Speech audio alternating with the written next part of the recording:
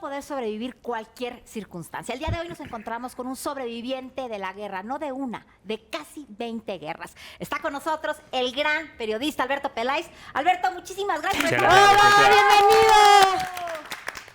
Gracias. Comenzar, por favor, si quieren ver esta entrevista, suscríbanse aquí a nuestro canal de YouTube, aquí está la campanita y comenzamos.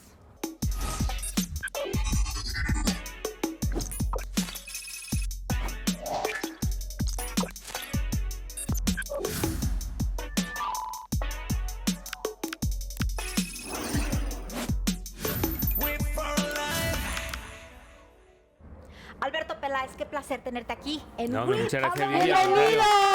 Gracias, me ha rodeado tanto una mujer tan hermosa, por Dios, estoy ¿Y qué tal encantado. te aplaudimos, eh? No. Ella podría irme a casa todos los días, hacer lo mismo cuando me despierte. ¿Cómo es sobrevivir en tantas guerras y cómo es llegar a cubrir tantas guerras? Bueno, sobrevivir es porque yo creo que no me ha tocado la hora todavía, ¿no? Yo soy una persona muy creyente y creo que a lo mejor no es el momento en que yo me fuera.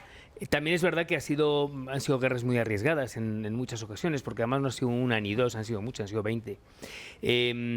Y yo llego a las guerras porque la verdad es que fue una cosa muy circunstancial. Yo tenía muy claro desde que era niño que quería ser periodista, porque yo tenía 5 años y a mi padre, que fue un gran periodista, Joaquín Peláez, yo le pregunté, un niño le pregunta a su padre, papá, ¿pero tú qué haces? Porque yo veía que hacía cosas muy divertidas.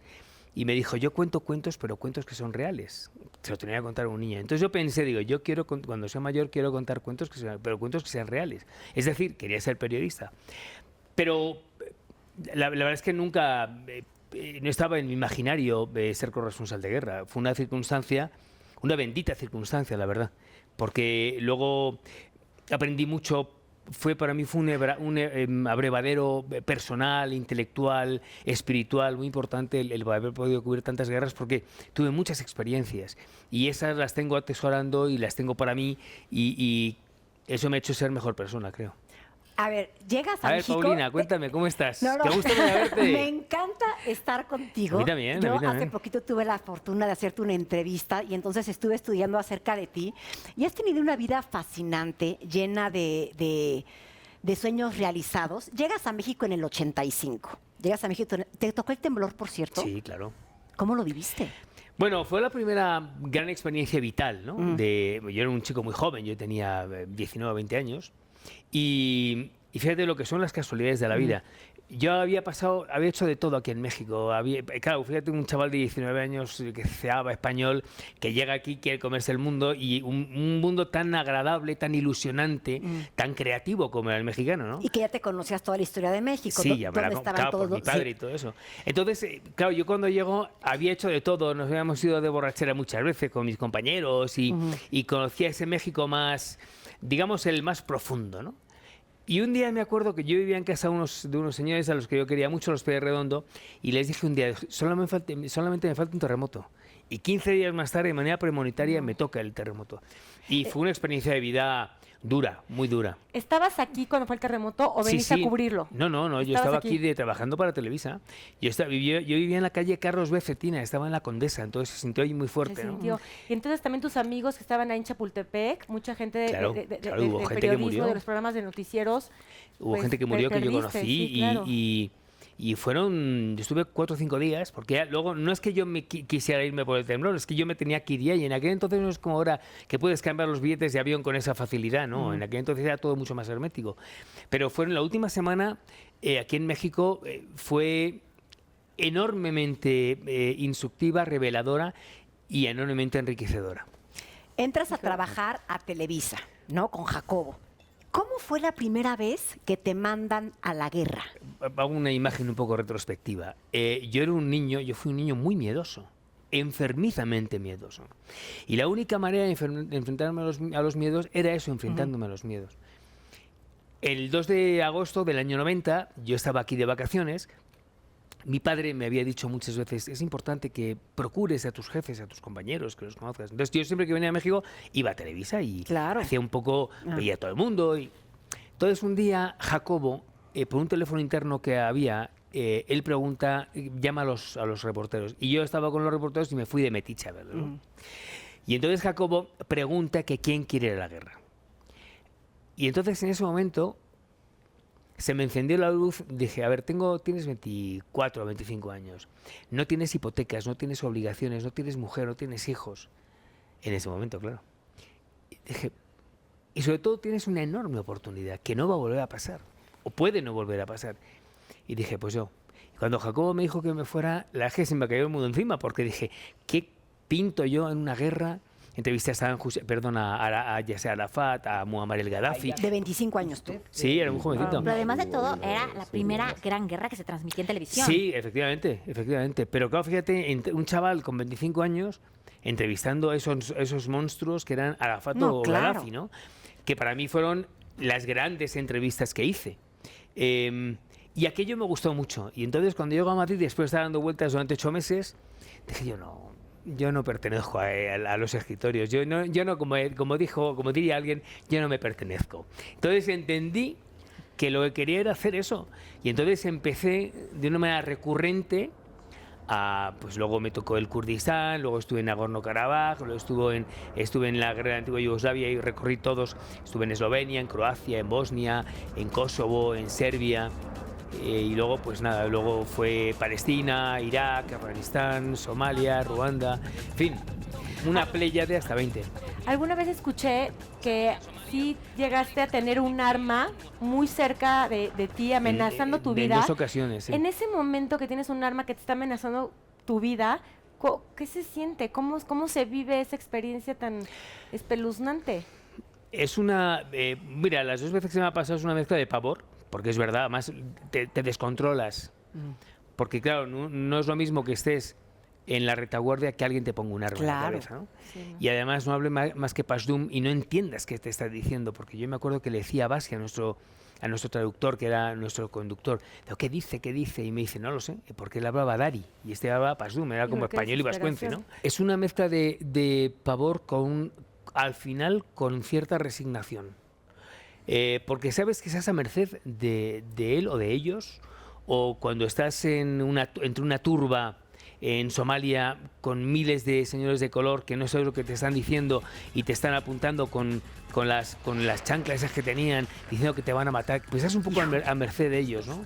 En un país que no es el tuyo, que es un país que está perdido de la mano de las deidades, pero que sabes que no te queda más remedio que sobrevivir, porque por encima y ante todo, cuando uno va, el ser humano siempre busca la supervivencia. Totalmente. Y no hay nada por encima de ello.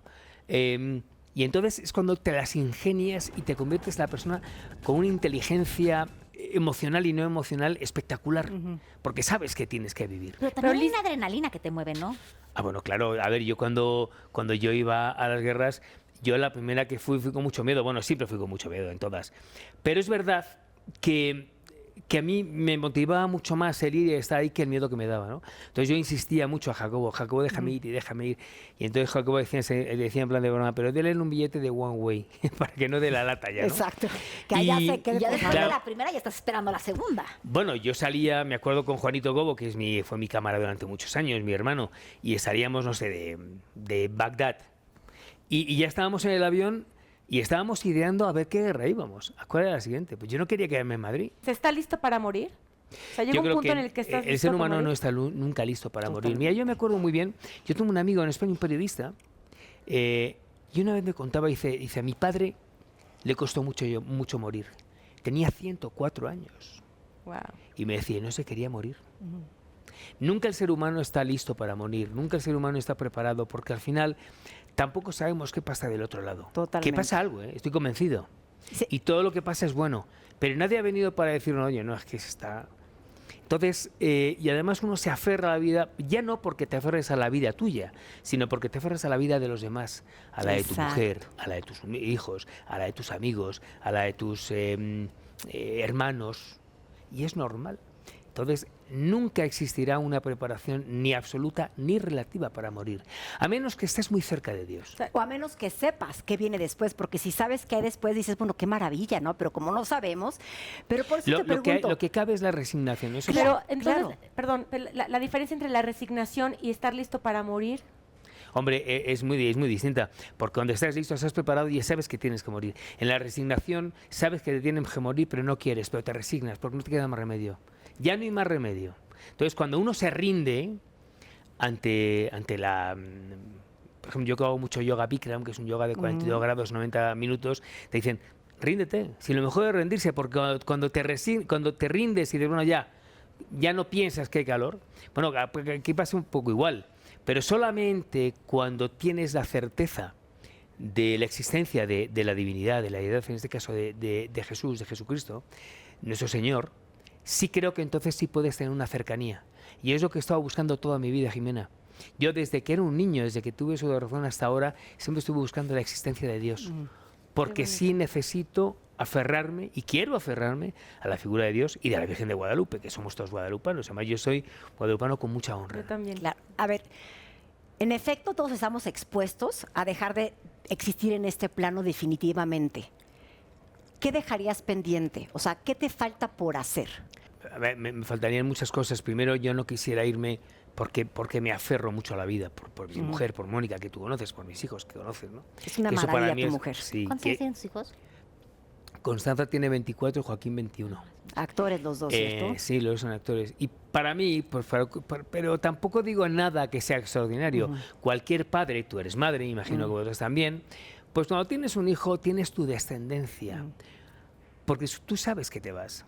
Pero cuando tú te vas, tu presencia continúa en la vida de tus hijos y por lo tanto no te vas o no te vas del todo. Y creo que es muy importante cuando tú estás aquí en la vida, estás aferrado a tus hijos, a tus amigos. Por eso me faltarían tantas cosas por hacer, que es sobre todo verlos crecer hasta el último día de su existencia. Pero eso no va a pasar, lamentablemente, en principio. De manera natural, yo tendré que morir antes, mucho antes que mis hijos, y ojalá sea así. Pero no me gustaría morirme con ellos dentro de muchos años. Pero bueno, así son las cosas. Tú platicas, por ejemplo, que en una guerra, una madre, ahorita que dices que lo que más quieres es aferrarte a tus hijos y a convivir con ellos y tratar de estar con ellos, que una madre te entrega a su hijo y te dice, ¿sabes qué? Yo aquí me voy a morir. La única manera de salvar a este chiquito es que se vaya contigo. ¿Cómo Bueno, fue esa historia? eso me pasó a mí en Afganistán. Bueno, a mí no. Le pasó a Jorgito Pliego, a mi cámara, que pobre, en paz descanse, que se nos murió hace unos años. Yo estaba en Mazar-e-Sharif. Estábamos, claro, imagínate, vete a Mazar-e-Sharif a menos 15 grados, a unos campos de refugiados donde solamente escuchabas toses y llantos y lamentos.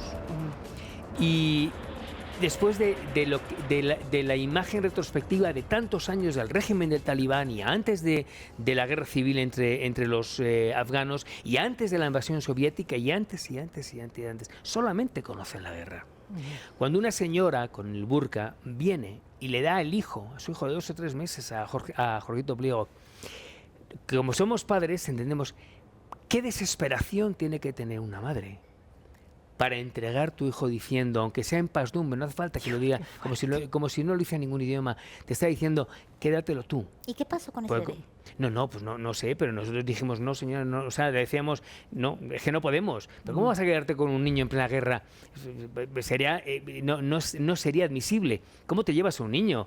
O sea, eso luego tiene una serie de condicionantes jurídicas muy, muy serias, ¿no?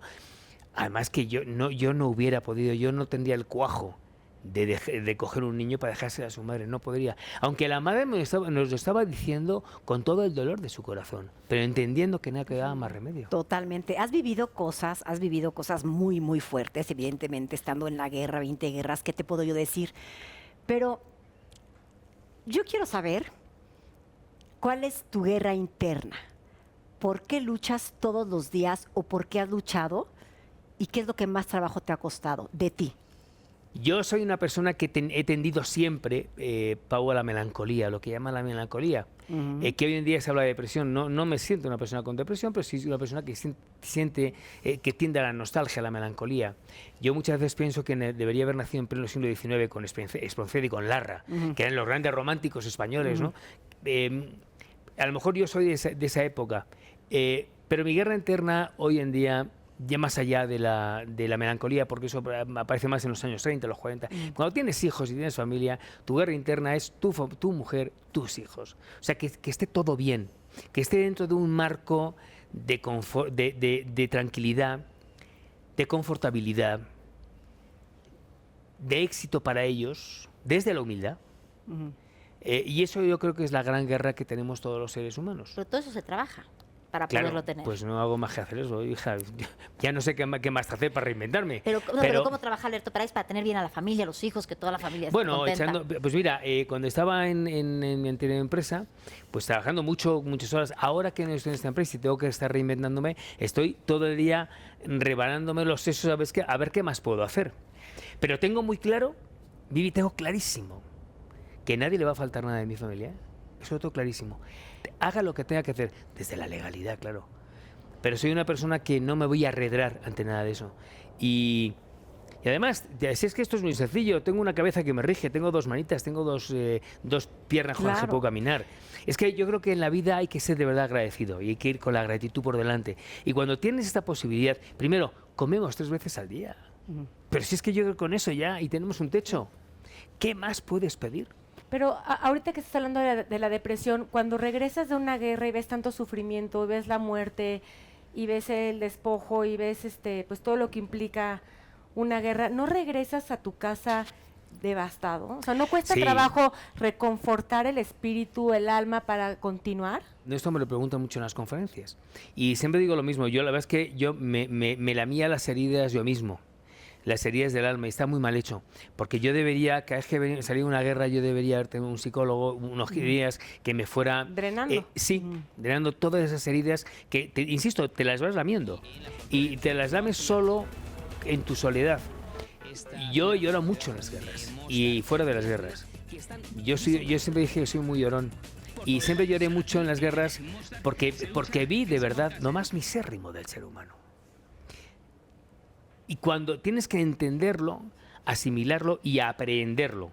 Y una vez que lo has aprendido y lo has asimilado, entonces intentar con todo eso formarse una mejor persona con las diferentes amalgamas que has tenido de todas las experiencias que has tenido en la guerra. Claro. Pero es verdad, Mónica siempre cuenta una anécdota de que yo llegué, yo no me acuerdo de esto, que llegué de Afganistán y que había estado 8 meses fuera. Y claro, cuando veo a Constanza era una niña que ya hablaba con acento mexicano, pues ya hablaba. Y Joaquín yo le había dejado con 15 días y cuando le vuelvo a ver era un choto de 6 kilos, era un torete. Entonces, claro, todo eso me lo perdí, cosa que me arrepiento. Pero cuenta Mónica que ella dice que le dio así un cachete y dije, déjame solo, se cuenta ella, y que me fui a una habitación a llorar y estuve como 2 horas llorando, según dice ella, ¿no? No lo recuerdo, pero sí, y yo creo que es muy recomendable que todos los que hacemos este tipo de cosas, a veces un poco extraordinarias, que pasemos por nuestro sanador espiritual, es muy importante. Y yo nunca lo hice y bueno, no me ha ido mal. Pero hubiera estado mejor haber pasado por ese sanador. A ver, yo Total. creo que, por ejemplo, de repente damos noticias que son terribles.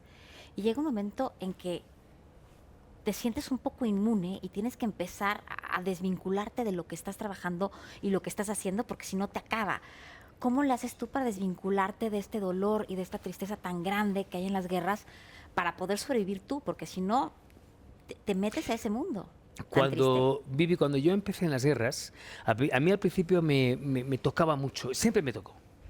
Pero empecé a entender, conforme pasaban las guerras, que no era mi guerra. Y que tenía que intentar relativizar la medida en que pudiera. Y tú vas a contarla, como decías. Claro, porque mi guerra estaba en Madrid o estaba aquí en México. Mi guerra, entre comillas. claro. Mis hijos, mi familia, el trabajo, esa era la guerra. Y yo no podía... Ya me involucraba mucho, pero yo no podía involucrarme más. Yo recuerdo, y yo me acuerdo que no es que uno se inmunice ni se deshumanice, pero es verdad que si la tomas con cierta relatividad, a pesar de que lo pasas francamente mal, porque es de las cosas más terribles que te puedes imaginar, que son de verdad inimaginables, pues es verdad que te llegas a mimetizar. Claro. Pues yo me acuerdo que también cuento siempre esta anécdota. Yo estaba con Juanito Cobo, con mi cámara.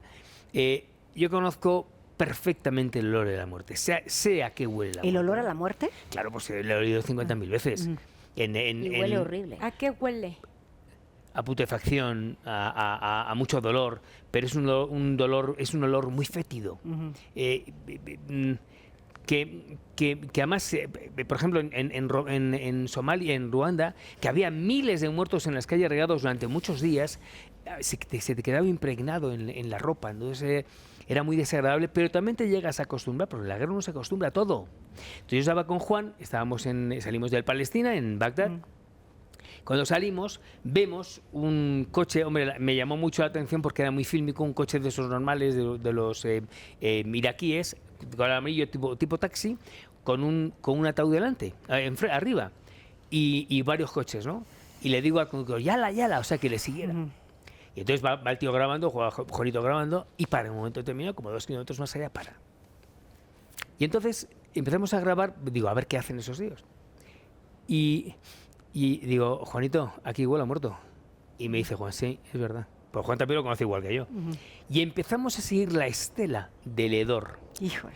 Y llegamos, y 500 metros más allá, estaba en el Quinto Pino, tardamos como 10 o 15 minutos en llegar. Nos encontramos una especie de parque donde había unos costales y había 35 cadáveres porque decían que la Guardia Republicana de San Hussein, que era espectacular, pobrecitos, se los cargaron todos los estadounidenses. Y me acuerdo que llegamos y había 35 cadáveres en descomposición porque más estábamos a 35 grados. Y me acuerdo que grabamos aquello y era la 1 de la tarde y le dije, Juanito, ¿vamos a comer? Vámonos. Y había un restaurante que solamente había un restaurante abierto de carne y nos fuimos a comer carne. Esto no me hace a mí ni mejor ni peor. Esto de lo que habla es de una normalización, tal vez demasiado cruda, de cómo el ser humano que se adapta a todo siempre puede tener de la guerra. Por eso yo regresaba a España y yo me daba cuenta, digo, pues aquí hay móviles y aquí los semáforos funcionan y a mí todo eso me extrañaba mucho, ¿no? Oye, y justamente hablando de estas escenas tan fuertes, estaba escuchando el otro día una escena que viviste, un día que ibas a cenar y que ibas subiendo un elevador y que había tiros, había francotiradores por todos lados. Sí. ¿Cómo se vive eso? No, Cuéntanos. eso era en Sarajevo. En Sarajevo. El Holiday Inn, que estábamos toda la prensa ahí, que bombardearon el hotel 2 veces. Entonces, la figura del francotirador estaba enormemente... Bueno, siempre estuvo extendida en todas las guerras. A George Orwell le pegaron un tiro en la batalla del Ebro, en España, en la guerra civil. Y entonces, pero especialmente en la antigua Yugoslavia era muy, muy, muy activa. Y la gente estaba siempre con mucho miedo por la figura del francotirador.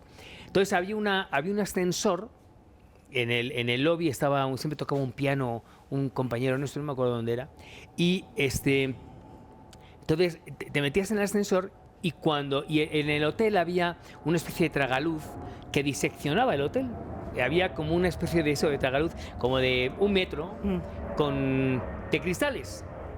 Entonces en las noches, cuando tú salías del ascensor, como se veía que una luz se encendía y estaban los francotiradores a 2-3 kilómetros, estaban esperando, y entonces cuando veían que el ascensor se abría, empezaban a disparar. Entonces por eso tenías que esperar, o sea, tú salías del ascensor, tenías que esperar un rato, hasta que o dejaran de disparar, o si no habían disparado, esperar un ratito, y luego ya saltar, que eran 1 metro o algo así. Pero has estado toreando a la muerte constantemente, toreas a la muerte. Y no, nunca pretendí torear a la muerte. No, yo lo sé, pero te enfrentas a ella todo el tiempo. ¿Alguna vez, no sé, a mí me hicieron un ejercicio alguna vez en un taller de psicología, ¿alguna vez te has puesto a pensar cómo quisieras que la gente se acordara de ti? ¿O te has puesto a pensar qué diría tu epitafio? Yo no, Paula, de verdad, en mi ánimo nunca estuvo el ser el mejor periodista ni el mejor corresponsal, no. No, de verdad, lo digo categóricamente. Lo que siempre he querido es ser una persona, primero un buen tío, porque de verdad sí creo que soy un buen tío, de verdad, ¿eh? De eso sí presumo, soy buena gente. Y lo que yo quisiera es dejar a mis hijos el ejemplo de un buen padre. Qué bonito. No el gran periodista, no.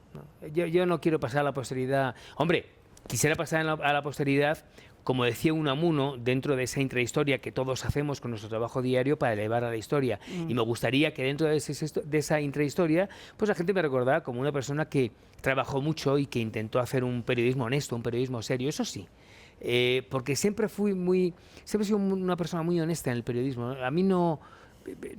Yo por mucho que me digan en las redes sociales que me ponen verde, que soy sayotero, que soy neoliberal, que soy un español, esclavo del rey, que nunca vas a quedar bien con nadie. No, pero que me da igual, o sea, de verdad que me da igual. Yo quiero, Alberto, por ejemplo, ahorita que estamos diciendo tanto de hablar de la guerra y cómo esta te tienes... perra me encanta, ¿eh? Ven, Rita, para que te portes bien. No se te ocurra llevártela porque es la hija de la familia, hija predilecta. Es espectacular. No, pero yo quisiera Parece como de hacer juguete. un paralelismo de la Predilecta. guerra en todas las guerras que has estado tú con la vida. La vida también es una guerra donde tienes que estar alerta, donde te tienes que desvincular, donde tienes que trabajar también, donde tienes que saber llevar la vida, porque imagino que tú, bueno, te has preparado perfecto para saber cubrir una guerra. ¿Cómo te preparas para la vida? Bueno, yo creo que vive a base de la propia experiencia que te está dando, ¿no? La vida es un cúmulo de experiencias. ¿Te desvinculas de los problemas? ¿Los ves desde fuera? No, al contrario, al contrario, yo creo que uno desde que nace comienza a vincularse una serie de problemas, porque la vida, la interacción que tiene con el ser humano es todo lo maravilloso o todo lo duro que uno quiera, o que se lo hagan. Yo creo que la vida tiene muchas cosas muy buenas, cosas que no son tan buenas, pero en la experiencia acumulada a lo largo de los años, según vas cumpliendo años, pues hombre, te da cierta riqueza para saber afrontar las cosas con seguridad. Yo creo que es muy importante. Yo siempre he pensado que es muy importante en la vida. Hay varias decisiones que son vitales. Una es con quién te casas, otras que estudias. Claro. Uno tiene que tener muy claro qué es lo que va a hacer, porque ¿Con quién te juntas? aunque luego no seas abogado, o no seas periodista, o no seas médico, pero tienes que tener una base muy sólida intelectual. Yo sí soy de los que piensa que no todo el mundo vale en esta profesión, por ejemplo. Totalmente. Cuando yo veo imágenes, veo a los youtubers que no tengo nada, al contrario, algunos les tengo una gran admiración, pero cuando uno se pone delante de una cámara o tiene un micrófono, tiene que saber qué va a decir. No se pueden decir tonterías. Y sobre todo, el periodista tiene que ser una persona muy global, muy cosmogónica.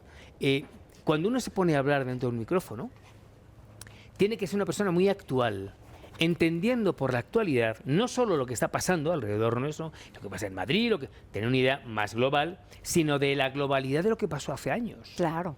Es decir, si yo no conozco como periodista la realidad, no toda, pero la realidad de lo que fue la Ilustración o la Revolución Francesa o la Revolución Industrial en Gran Bretaña, difícilmente podré saber interpretar lo que está pasando en Ucrania y Rusia. Cubrir una guerra no es fácil, es muy cara.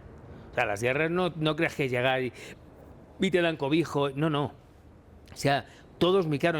Cuando yo iba, por ejemplo, a antigua Yugoslavia o a Somalia, a mí me costaba, o le costaba a mi empresa en aquel entonces la broma, $1.000 todos los días, en aquel entonces, porque vas pagando al escolta, porque vas pagando al que te cuida la casa, porque vas pagando, o sea, vas pagando y pagando y pagando y pagando y pagando. Hoy me imagino que será mucho más caro.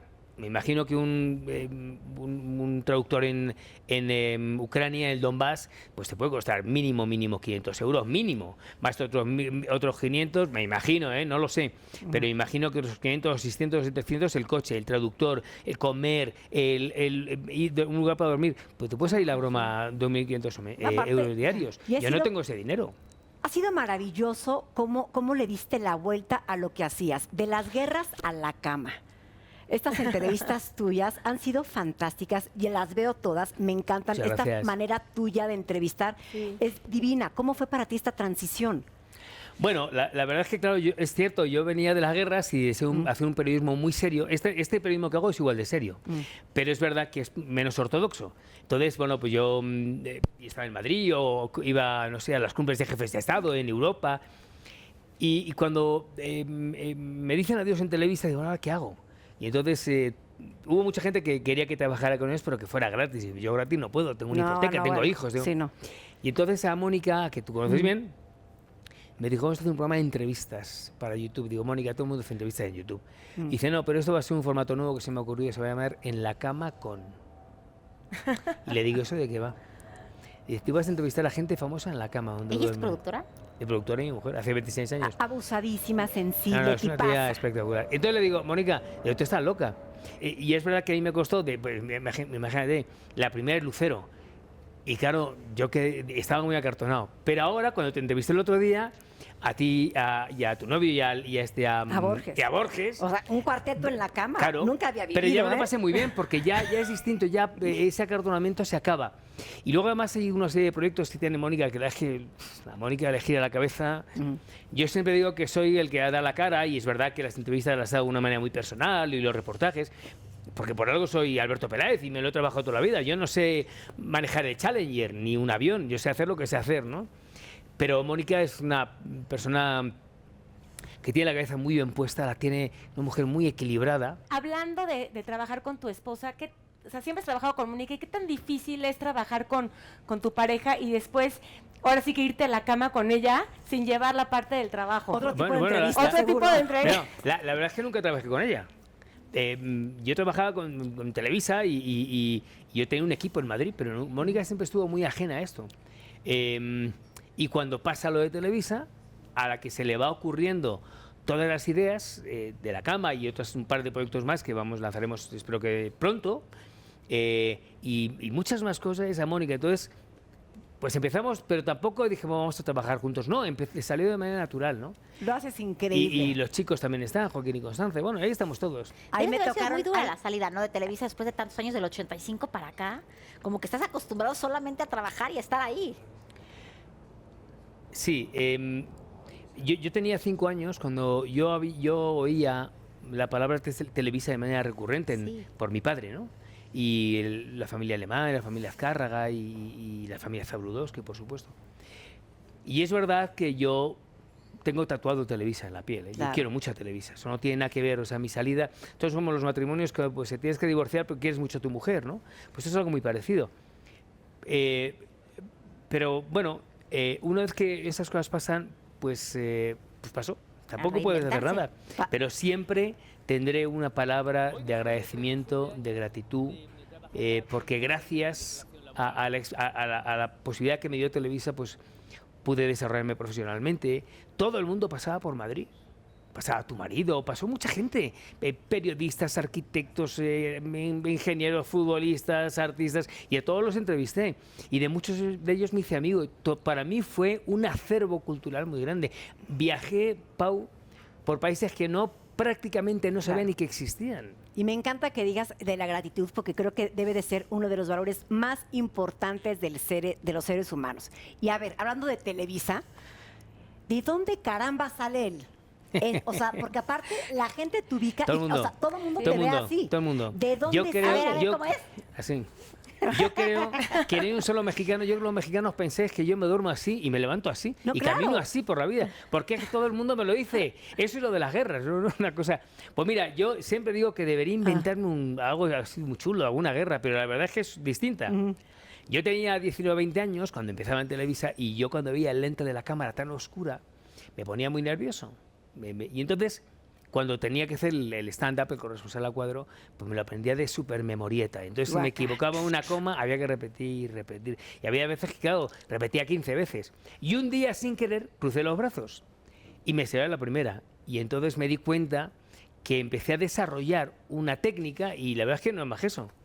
O sea, Pero era debería para inventarme darte algo. seguridad. Sí, tal vez seguridad o luego con el tiempo, la verdad es que hoy si hago un reportaje no sabría hacerlo de otra manera. Tú cuando lees recitas el Padre Nuestro todos los días de 50 años, no te sabes otra cosa, pero el Padre Nuestro te lo sabes de pe a pa. Eso es un poquito lo mismo. Oye, ¿cuál Una ha sido maravilla. tu entrevista? No más difícil, la que más trabajo te costó, igual y por meter el corazón o el sentimiento o por la complejidad. ¿Cuál ha sido tu entrevista más complicada y por qué? Bueno, las de Arafat y las de Gaddafi fueron muy complicadas. Las de Al-Sheikh Ahmed Yassin, que era el líder espiritual de Hamas, que ahí me secuestraron 5 horas. Ah, eso en platícanos, Gaza. ¿cómo fue? A ver, ya, cuéntanos.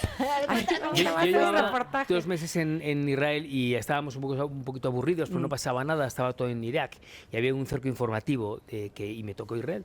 Y entonces un día Charlie, que era un chofer árabe israelí que trabajábamos siempre con él, que nos hicimos brothers, como él decía, me dice, oye, ¿tú por qué no entrevistamos al jeque a Ahmed Yassin? Digo, tío, ¿pero tú le conoces? No, pero es que conozco un amigo, conozco otro amigo que le conoce. Digo, pues el Nova ya lo tenemos, ¿no? Y al día siguiente me dice, oye, que nos dan la entrevista a la jeque, cuando no se la daba prácticamente a nadie, porque era objetivo militar israelí, que de hecho lo mataron 2 años más tarde. Claro. Y dice que tienes que estar a las 5 de la tarde en una cabina telefónica, que nos ya me han dicho cuál es, en Jaffa Street, que es la calle principal de Jerusalén. Entonces llego y el teléfono no sonaba y a las 5 y 5 minutos suena el teléfono. Y una voz en off con un marcado acento árabe me dice, soy The Painter, el pintor. Mañana a las 7 de la mañana les esperamos en el puesto de Eretz, que es el lugar fronterizo entre Israel y Gaza. Al día siguiente estábamos a las 7 y vamos caminando un terreno que es de nadie, que escuchas mucho tableteo. La bienvenida no es la mejor. Cuando vamos a llegar, no me preguntes cómo es, porque fue tan rápido.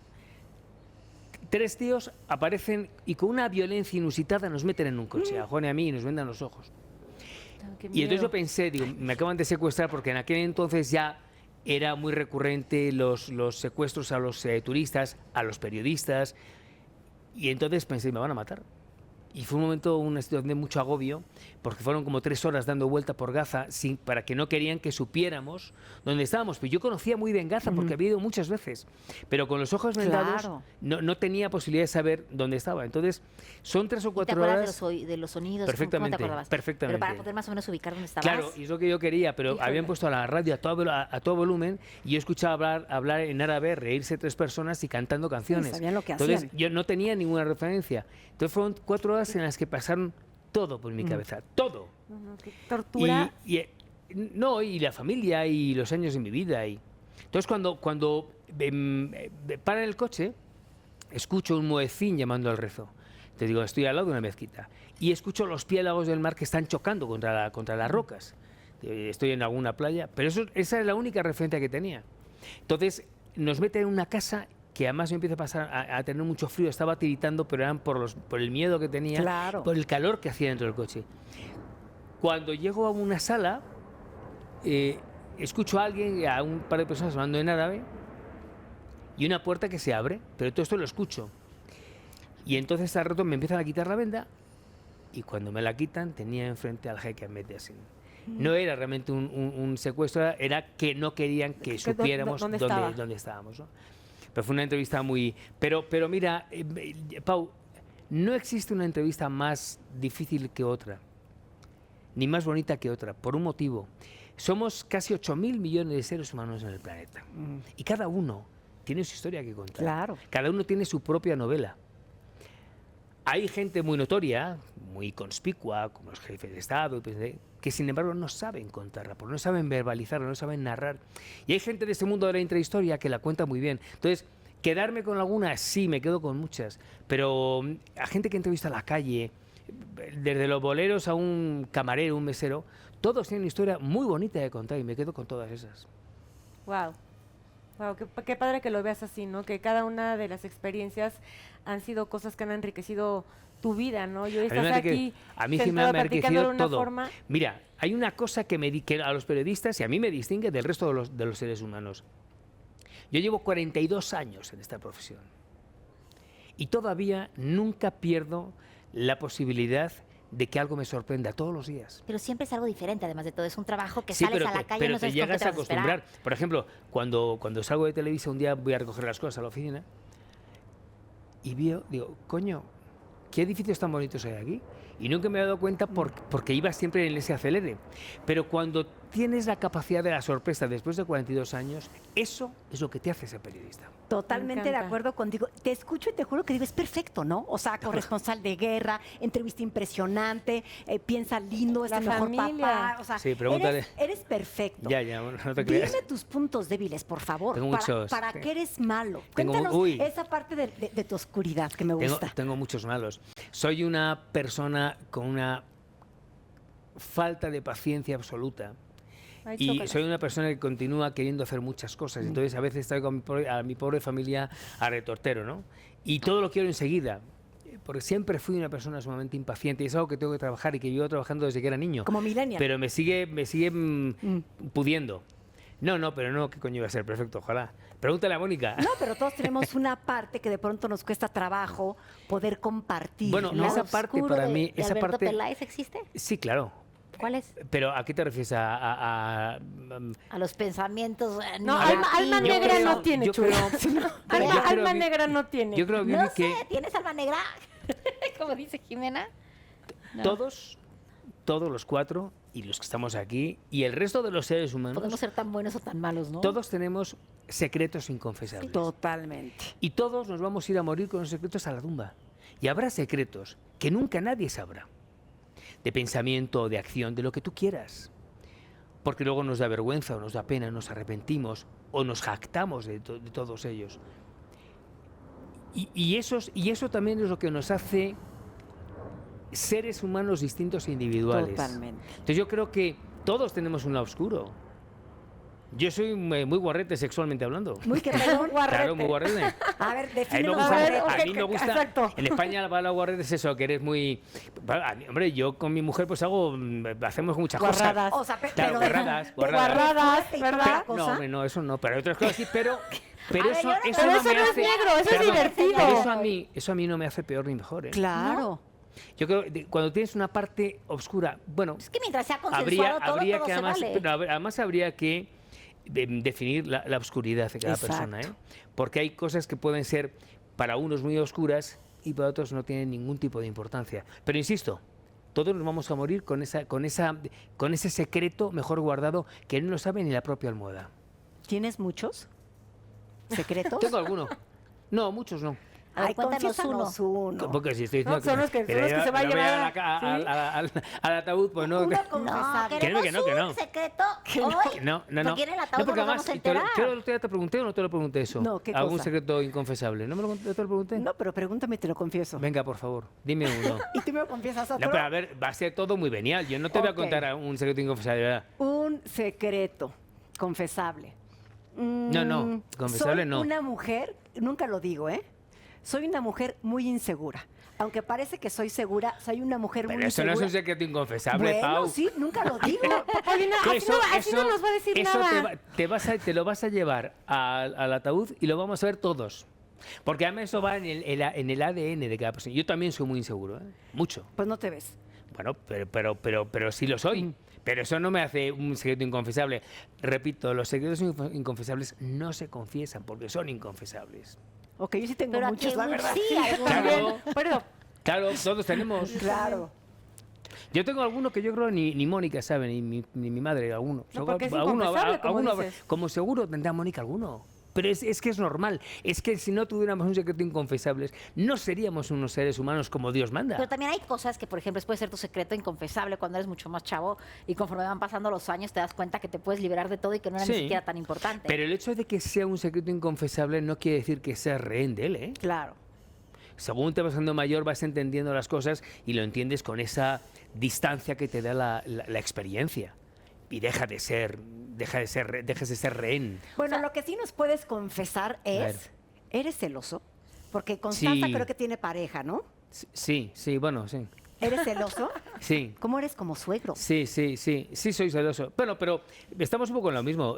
Mientras no sea unos celos enfermizos, también es normal. Cuando te dicen, no, es que yo no soy celoso. Bueno, entonces es muy importante tener una dosis de celotipia, pero porque eso también nos hace seres humanos. A ver, el ser humano se rige por el pensamiento, pero por el sentimiento.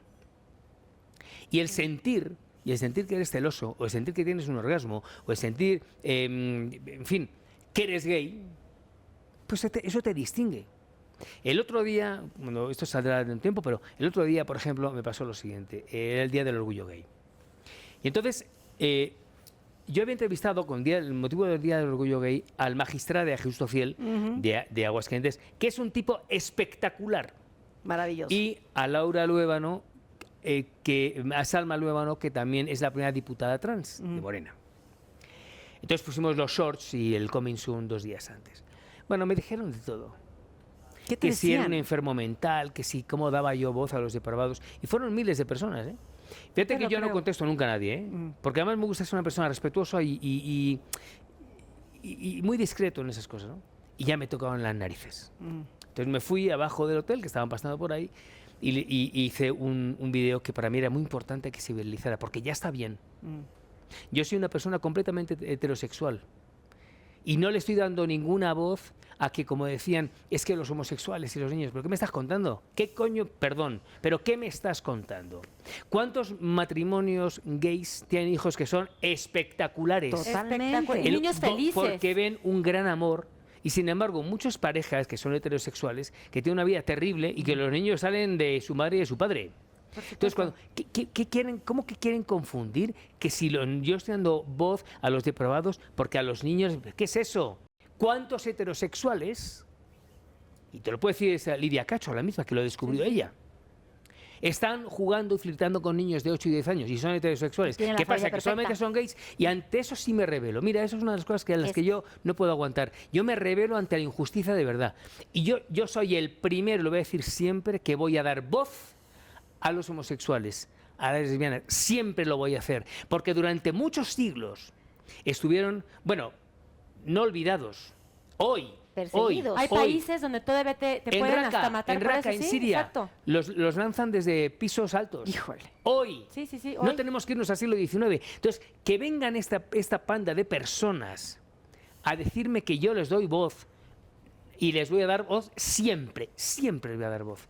Porque eso es inadmisible. Que estén todavía con estas mamadas, perdón, mira que de verdad que yo no digo mucho esta cosa, con estas mamadas de que si confundimos, que si yo soy un depravado, pues Bravo, ni soy un ¿eh? depravado, ni lo voy a ser, pero siempre les voy a dar voz a los débiles. Y para mí los homosexuales hoy son débiles porque no están igualados en la sociedad. Bravo. Total. Perdón, pero es que me No. cabreo mucho con estas Tienes cosas. Bravo, toda ¿eh? la razón. Bravo Así que por eso. Es para presidente, pero ¿sabes qué pienso? O más bien, ¿qué piensas tú?